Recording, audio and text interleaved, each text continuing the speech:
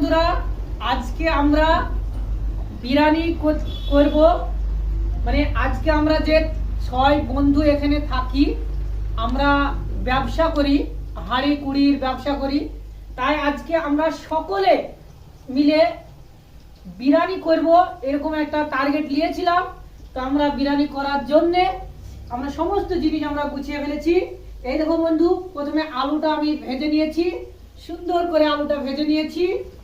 তারপরে আমি ভেজে নিয়েছি পেঁয়াজ, তারপরে ভেজে নিয়েছি কিশমিশ, তারপরে ভেজে নিয়েছি কাজু এবং মরিচ, মশলা এবং ঘি, আর এই যে ভাই আতর, আর এই যে রম, টমেটো, আর এই মাংস।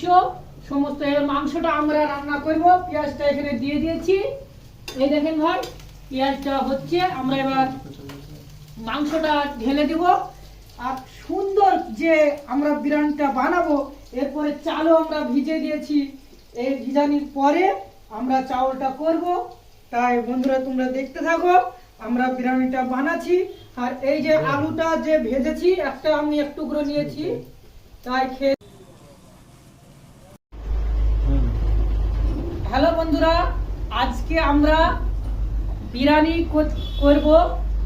মানে আজকে আমরা যে 6 বন্ধু এখানে থাকি, আমরা ব্যবসা করি, হাঁড়ি কুড়ির ব্যবসা করি। তাই আজকে আমরা সকলে মিলে বিরিয়ানি করব, এরকম একটা টার্গেট নিয়েছিলাম। তো আমরা বিরিয়ানি করার জন্য আমরা সমস্ত জিনিস আমরা গুছিয়ে ফেলেছি।